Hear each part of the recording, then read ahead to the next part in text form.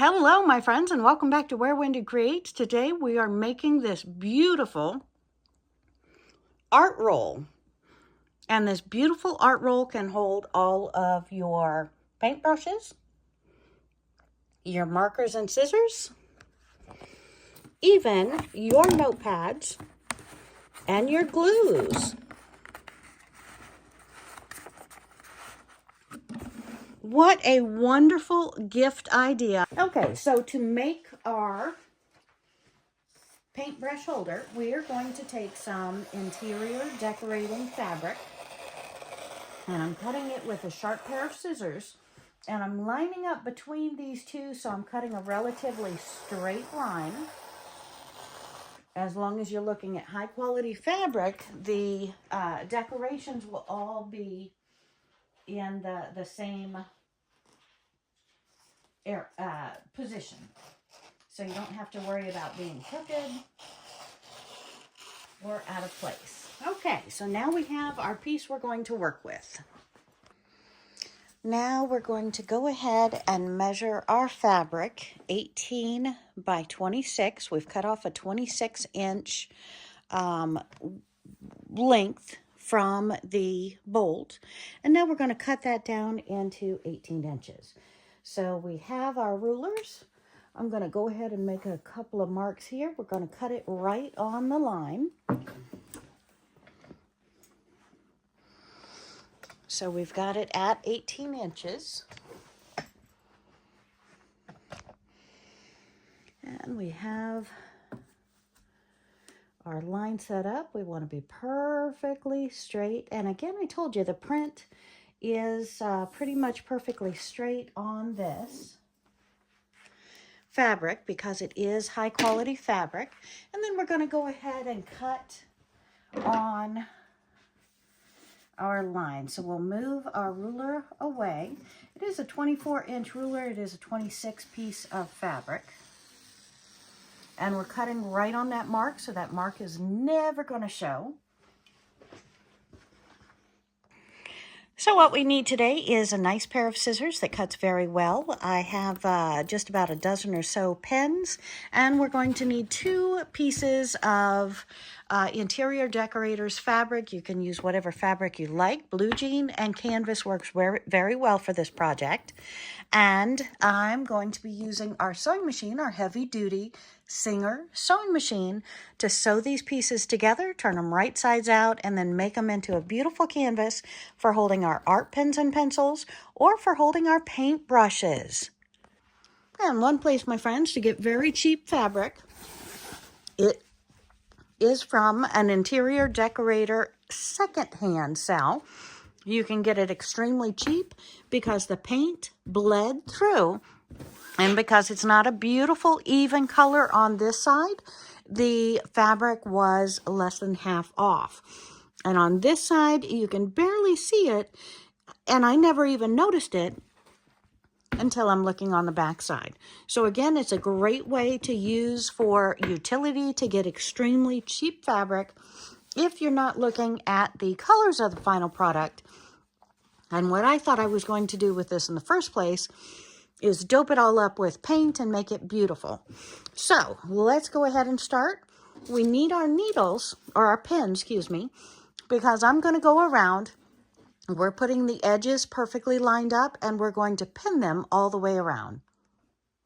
So how do you make your sewing machine not jump around on the table? This is a type of rubbery contact paper you can put in your dish cabinets. It's cabinet liner. It's a grip. It's great for under carpets. My friends, it's also great for under your sewing machine to keep it from ever moving. Once I put this under the sewing machine, you're never going to see it bounce or jiggle again. Completely hides, completely disappears, but you've got that there keeping it perfectly still, and it's not going to jump. All right, so we are working today on our project.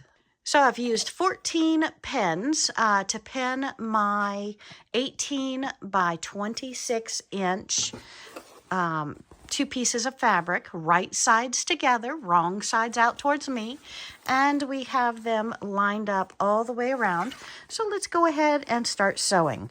I'm going to leave about a 4-inch opening so it's easy to get back into there and turn it right side out, because our next step after we sew the sides, and I'm using a 2 for my length of stitch, and of course it's a straight stitch, so I'm using a 0. Now notice also this foot. Can you see the foot of the sewing machine? I had a recent question as to why I choose this foot. I'm very comfortable with this foot. It's a diversified foot because I can use a zigzag stitch because it has the opening there. And I like the little V here because if I'm working with yarns or stuff, it's easy to have it go straight under here and be locked in by my zigzag. But I use it for my straight stitch, and I use my straight stitch always for quilting because this right here, this in-groove right here, is my 1/4 inch seam. So as you can see, I'm doing a much larger than a 1/4 inch seam here because I'm going to be folding it back under, tucking it, and doing a top stitch. So because this is going to be a rugged, brutal project that I'm going to throw around on picnic tables as I go and do my art, I am doing a larger than 1/4 inch, but I like the foot because this line is my 1/4 inch foot. Okay, so just thought I'd answer a couple of my recent questions that I've gotten. And please, please, please, keep those comments coming.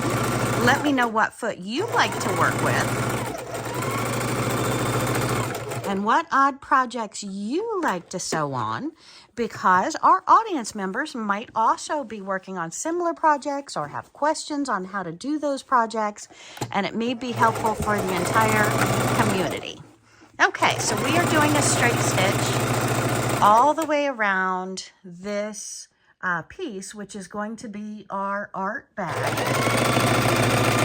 or roll up, if you will, to hold our pens, pencils, and our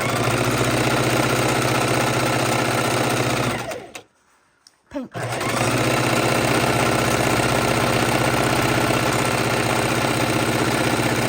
Now, there's another very important step that we're going to do on this side. So notice we started the project on the other side, about halfway up here. We're going to go about 1/3 of the way up, so maybe 9 inches.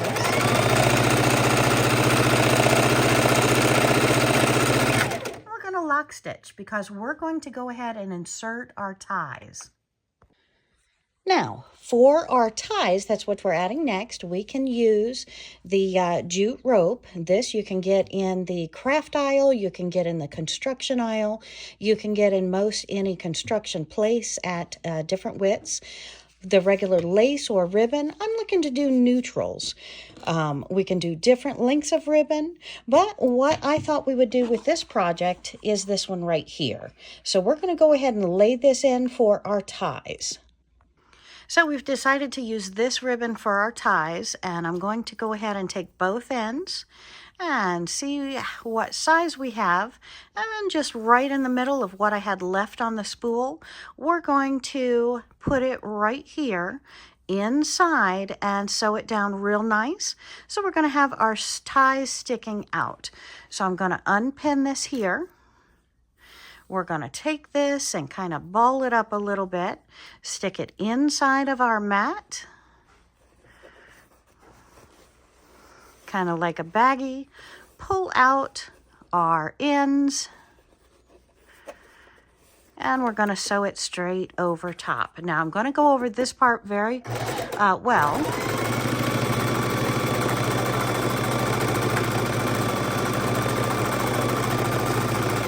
Those ties should get a lot of pulling, torquing, etc. Okay, so let's go ahead and continue.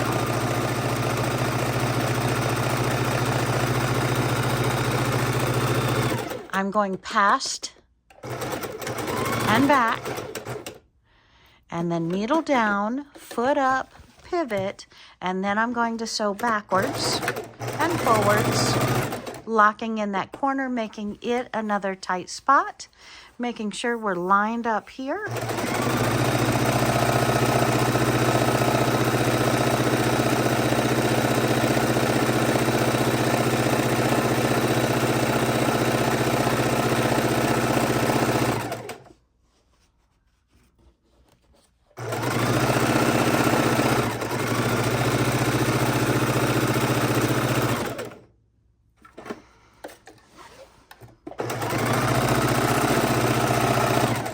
Okay, and this is where we started right here, so I want to leave a good 4 inches open. So I'll probably stick a needle in there just to remind myself, I should have done that when we begun, not to sew that far. Okay, and we have our back. And I've pulled out all of my needles except for the one that tells me where my opening is. So that way I don't have to reach all around it and figure out where the opening is.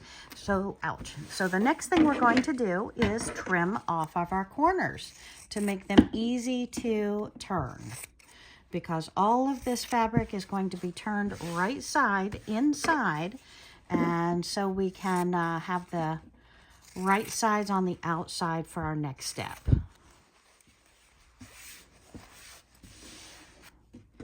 And see where we started the ribbon.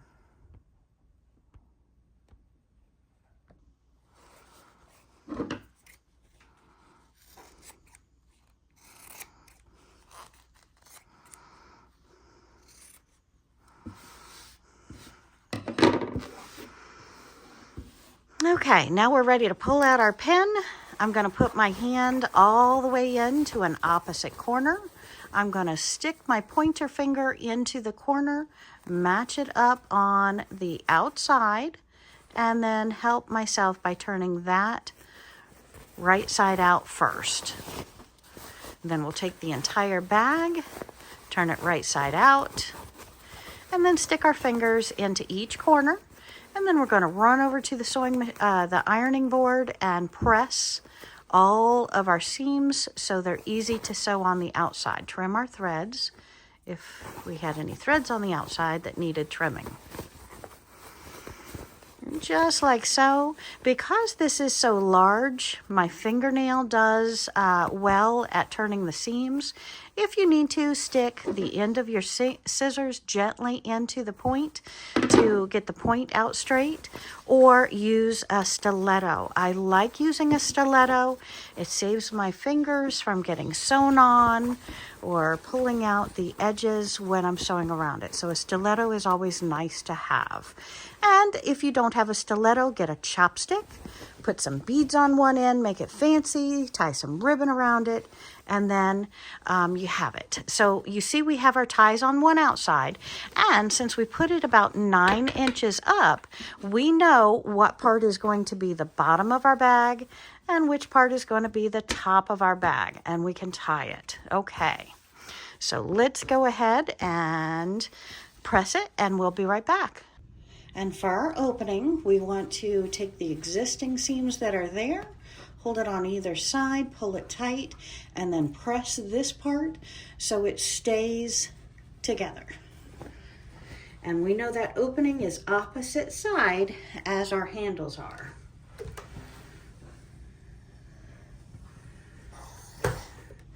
And I do like working with steam.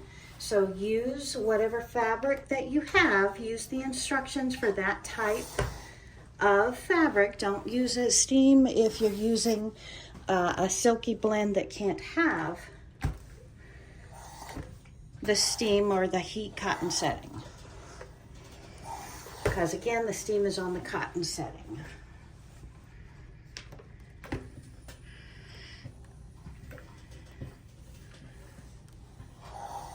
And now that we're right side out and pressed, we're going to go ahead and do a scant 1/4 inch seam all the way around it, starting with our opening.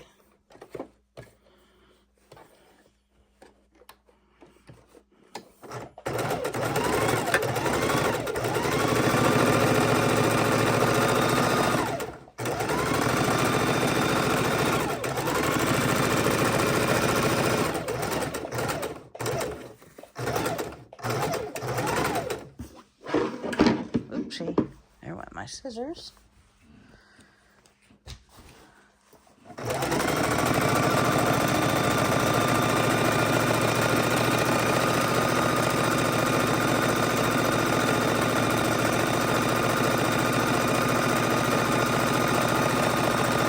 And because this bag is going to get a lot of brutal use, I can anticipate the artist, if she gets frustrated, she may throw it across the room.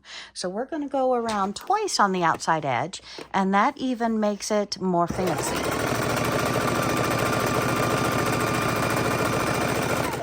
So this one is our 1/4 inch seam. Then we're going to come back and do our 1/8 inch seam.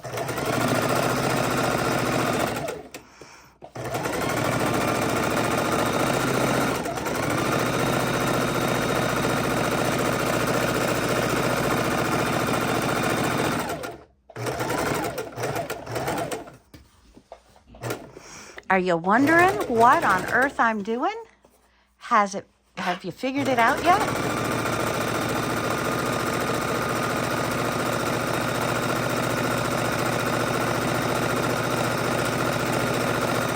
I'm excited.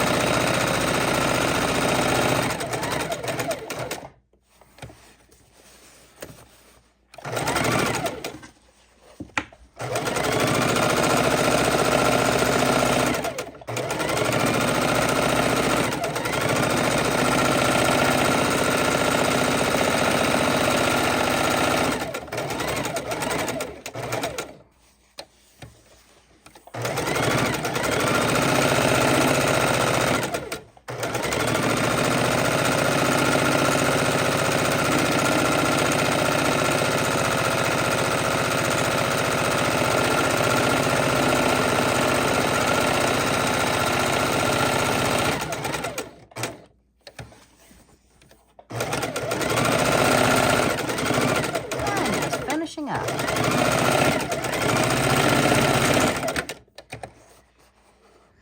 And we're going to trim our threads. Want a sneak peek?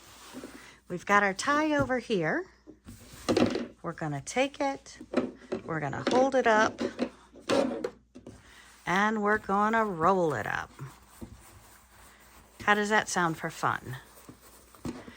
And then we can tie it and we'll have a pencil roll or a paintbrush roll. So let's go ahead and make our pockets. How on earth did we go from here? Well, we are going to fold it up and we're going to put it back under the sewing machine, and we're going to do this and we're going to do this, and then we're going to decide our pockets. Now, how do we decide our pockets? Ha ha, fun. Okay, depending upon what craft item you're going to keep in this, depends upon what pocket sizes you're going to make. So, are you looking at keeping some of your craft supplies, like your paper? Is it 12 inches long? Is it 8.5? Is it 7? Are you looking at putting individual glue sticks, or might you want a big pocket for that? Or perhaps keep your crocodile in here. The glue sticks would go in the same pocket size as the crocodile, so you can make these pockets any size that you're looking at. Or do you play with a lot of colored glue sticks? Maybe you need individual pockets that are shorter than this, so we could actually make another piece here with pockets here and pocket here, and that way you would have 2 layers of pockets. So you can double these up. You can do them any way you want. And say, no, Wendy, I'm strictly a painter. All I ever want is paintbrushes. Okay. Do you use the small paintbrushes, or do you use the bigger paintbrushes? So your paintbrush may be twice as long as this and twice as wide or 4 times as wide as this. So you've got to know what you're doing, what you're wanting to create to be able to create. So, when you ask your artist if you haven't seen what they make, or if you're looking to sell these, you may want to make a few of these in order to sell them. But what I recommend is try and find out what kind of medium they might use, and that way you know what pocket size to make these. So we're just going to go with a normal size that is going to fit the average item. So on this, what I'm going to do is put a little bit of hook and loop, And I'm going to put some here, I'm going to put some in the middle, and I'm going to put some on the end. This is not really to contain anything, but it will contain them in storage. So we're going to put it right here with the matching piece of the hook and loop right underneath it, so you can fold these over if you ever want to. If your items are big and the brushes stand out, that is all the more beautiful. So you don't have to make it with the hooks and loop. We're going to go ahead and do that just in case you decide to. You know how to do it. We already know we've got the 2 ties here. One goes backwards, one goes forward. So that ties it up. Now let's go ahead and sew our 2 sides. We're going to put on our hooks and loops in the, our first step, hooks and loops. Second step is sides. And then we're going to go ahead and make our pockets. So whether we want large items like a notebook size, which this is kind of a small notebook size to put in there, whatever we want to do, it's perfect for it. So let's start playing. When you're setting up to sew, make sure you have your pieces in the correct area, because we want to make sure that they're going to be exactly where you need to be them. And then we're going to stick this under the sewing machine, sew around them, and make an X through it just to hold it extra strong. And we have one on the very end that we've sewn on. We haven't put its matching cohort here, but I want to go ahead and put all 3 up here, and then we can put the next 3 on. But I wanted to show you how we're going to do it. We're going to line it up right near the top, near the center. Doesn't really mind the measurement. If you want to do it straight in the middle, you know we've got 26 inches, now 25.5, so you can put it right at the middle mark if you want. But we're just stitching this down. I do recommend using the same color thread as you have your hooks and loop in. So that is... I'm doing it in the exact opposite just so you can see exactly what I'm doing, where my stitches are, how absolutely easy this is to do. So you will feel very comfortable doing it as well.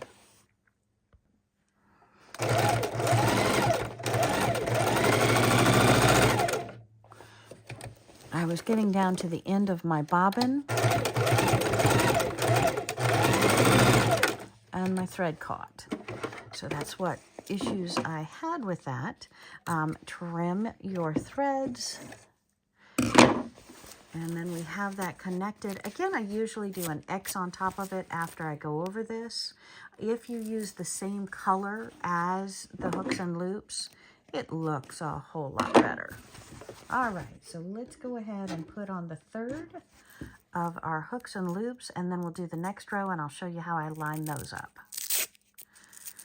Just making sure we have all of the same type of hooks and loops going up at the top. Okay, so we have our 18 inches sewn, so it's down to 17.5 inches. And then I have been asked, how much do we fold it up? This is our inch ruler here, so it's 6.5 inches. 6.5 inches. So from the top to the bottom, we're looking at 10 and just slight of a quarter. And so over here, let's see if it's the same, 10 and slight of a corner. So if you can see that line, it's right 10 plus the 1 little 16th. So 10 and 1/16. Okay. So let's go ahead and put these back on here. And we're going to place them as such, corresponding to this. So in essence, when we open, our materials are going to be on the exact opposite sides, because this is on this side, nothing down here because it's on the opposite side. So it gets a little tricky. So know where you're placing it, how you're placing it, and do a couple of double checks before you sew it on inappropriately or in the wrong spot. So let's go back to our sewing machine, and we are going to sew down our hooks and loops. And we want it right up in that corner.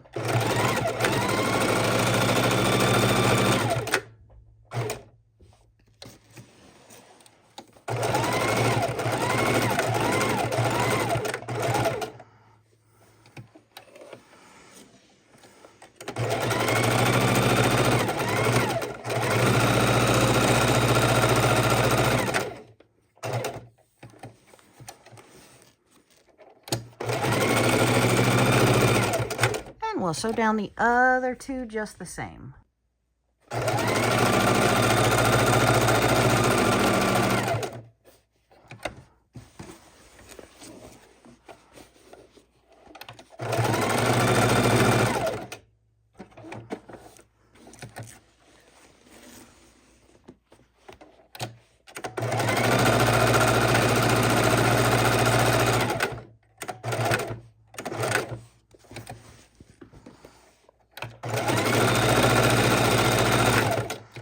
Okay, so we have that stitched. Trim off all of our threads. Flip us back around. So let's bring it out and take a look at our project. We have our cords out to the side.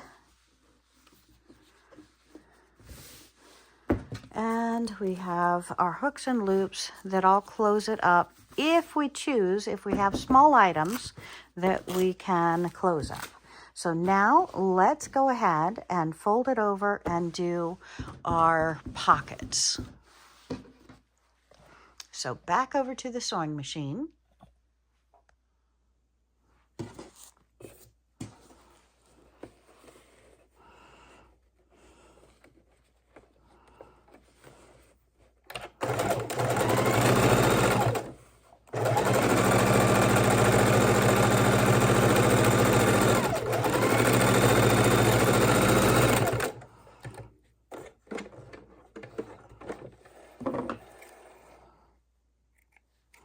And trim our threads often so they don't look like a mess and we don't end up forgetting some.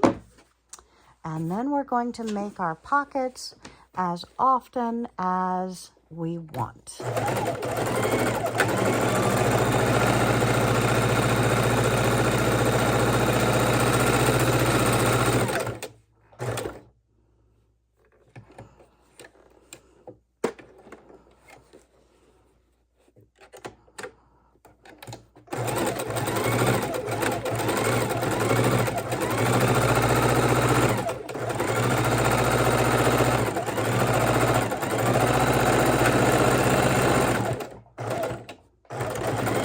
And notice how I took this down to the bottom. I skipped over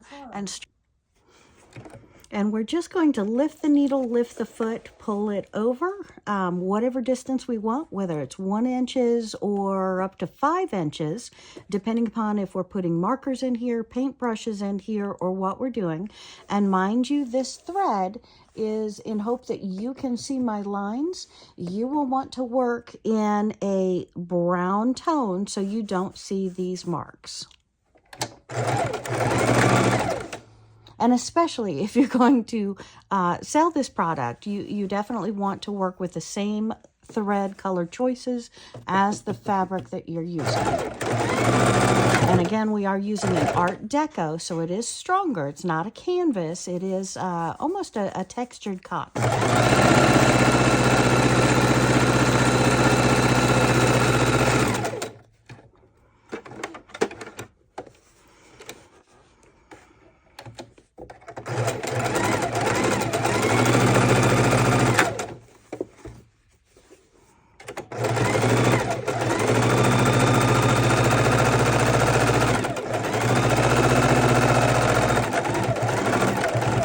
Notice you can follow the pattern lines, so you're pretty much straight if you follow those pattern lines.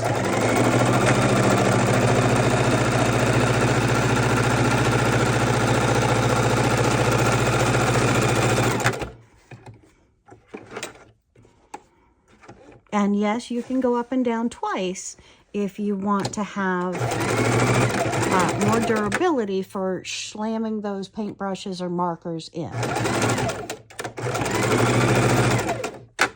And once you get up into the body of the sewing area, you want to roll this up so it's not pulling or torquing as you're sewing.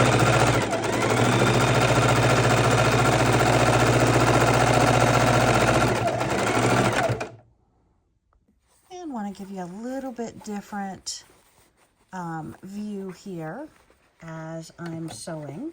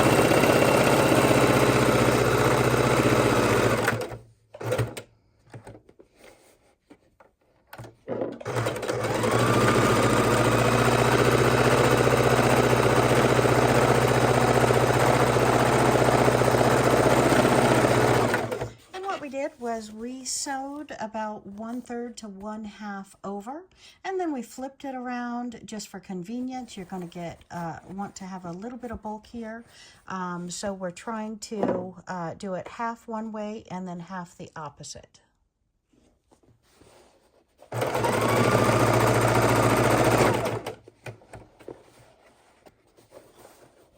think I might make 2 bigger no, let's do 3.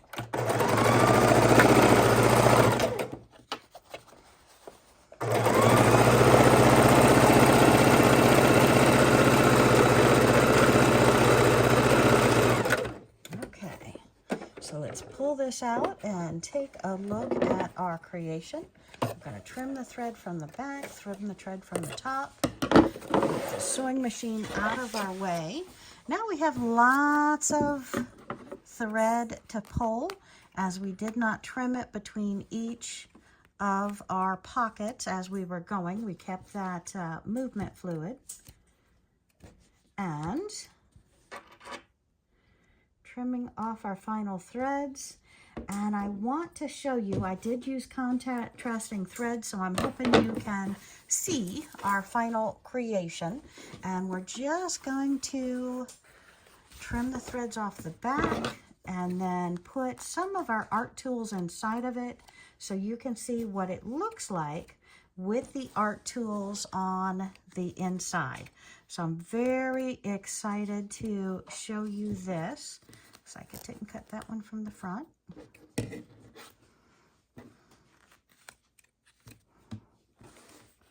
Almost done. We might have another thread here or there that we need to come back and trim. Make sure if you're doing this for a gift, you use matching colors. Don't use the contrasting colors, but I really wanted you to see my pockets. Okay. And we can take our art roll, put all of our glue sticks, all of our fancy scissors, our notepads, everything inside of it. If all of our items are short, we can take it and we can fold it over to lock these items in. So it looks like the only tall thing I have I can squish over. And we are even making the hooks and loops on the top. And then we just roll up.